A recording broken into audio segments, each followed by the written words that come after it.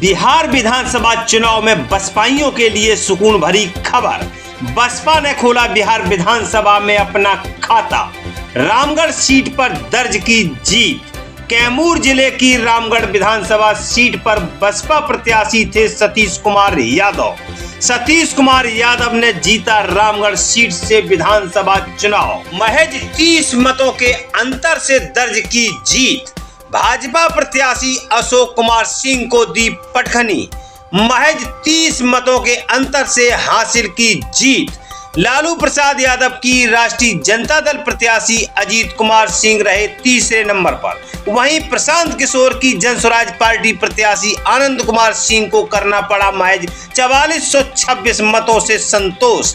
2020 में हुए विधानसभा चुनाव में बसपा ने उतारा था सतीश कुमार सिंह के चाचा अंबिका सिंह यादव को मैदान में। महज 189 वोट के अंतर से दूसरे स्थान पर रहे थे अंबिका यादव।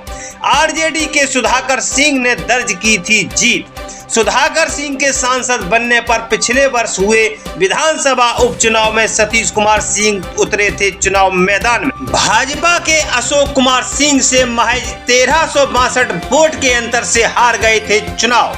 इस बार के विधानसभा चुनाव में हार का बदला लेते हुए दर्ज की जीत। बसपा प्रत्याशी सतीश कुमार सिंह को मिले 72,689 वोट। बिहार विधानसभा चुनाव 2025 में सबसे कम वोटों से जीतने वाले प्रत्याशी हैं जेडीयू से राधाचरण शाह। उन्होंने भोजपुर जिले की संदेश विधानसभा सीट से मात्र 27 वोटों के अंतर से दर्ज की जीत। वहीं दूसरे सबसे कम वोटों से जीतने वाले प्रत्याशी हैं बसपा के सतीश कुमार सिंह यादव, जिन्होंने महज 30 वोट के मामूली अंतर से दर्ज की जीत। देखिए अपनी जीत पर क्या कुछ बोले बिहार विधानसभा चुनाव में बसपा के इकलौते विधायक सतीश कुमार सिंह यादव। ये रामगढ़ विधानसभा में ऐतिहासिक जीत है। तो पहली बार गरीब शोषित बहुजन समाज से और बहुजन समाज पार्टी से यहाँ पे जो है जीत दर्ज हुआ है, तो बहुत ऐतिहासिक है और इसके लिए बहुत लोगों ने कुर्बानियाँ दी। देख रहा हूँ सैकड़ों लोगों को जो है पुलिस की लाठियाँ खानी पड़ी। बहुत से हमारे भाई नौजवान साथी अभिभावकों को सर फटा है, चोटें लगी हैं।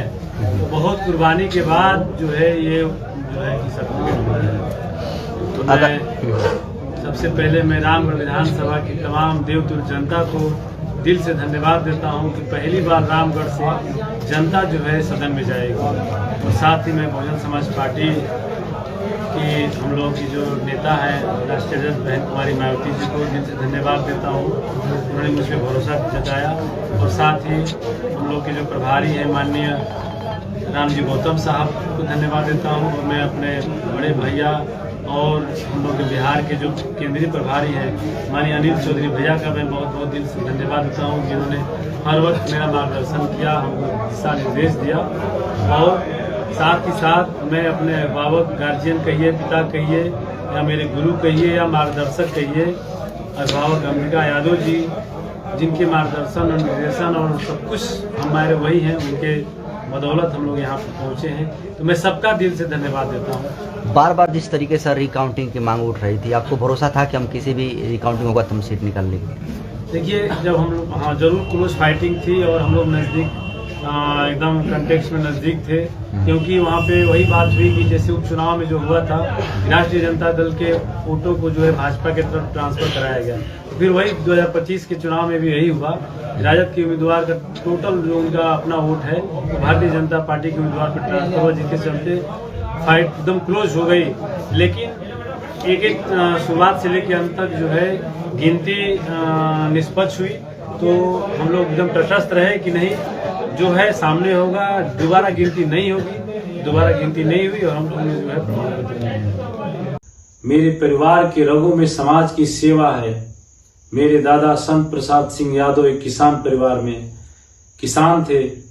मेरे पिता भूतपूर्व सैनिक जो कि सेना में सैनिक पद पर कार्यरत थे, और उन्होंने अपने कार्यकाल का 20 साल के कार्यकाल में आधा से अधिक उन्होंने जम्मू कश्मीर और बॉर्डर पे अपने ड्यूटी को निभाया है। मेरे चाचा जी शुरुआती दिनों में, आदरणीय अंबिका यादव जी शुरुआती दिनों में किसान और एक खिलाड़ी कुश्ती के बहुत नामी पहलवान थे और उसी के तहत समाज की सेवा करते करते फिर उन्होंने जो है राजनीति में आने के बाद विधायक पद पर सुशोभित हुए रामगढ़ विधानसभा में। मैं आपका भाई, आपका बेटा काशी हिंदू विश्वविद्यालय से पढ़ाई पूरी करने के बाद छात्र राजनीति से हम लोगों ने राजनीति को शुरू करके शिक्षक की नौकरी करते हुए मैं राजनीति में प्रवेश किया।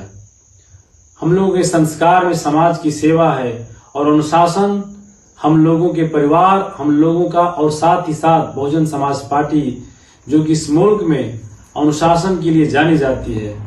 बहुजन समाज पार्टी बाबा साहब को मानने वाली और भारतीय संविधान को मानने वाली पार्टी है और अनुशासन सबसे महत्वपूर्ण इस पार्टी का इस देश में है कि अनुशासन सबसे जो है इस पार्टी का महत्वपूर्ण है अनुशासन। तो हम लोग अनुशासन में रहने वाले लोग हैं। जी हां साथियों, अगर अभी तक आपने हमारे चैनल शो से जंग को सब्सक्राइब नहीं किया है तो सब्सक्राइब जरूर करें और बेल आइकन दबाना ना भूलें ताकि हर लेटेस्ट धमाकेदार खबरों की अपडेट आप तक पहुंचाई जा सके।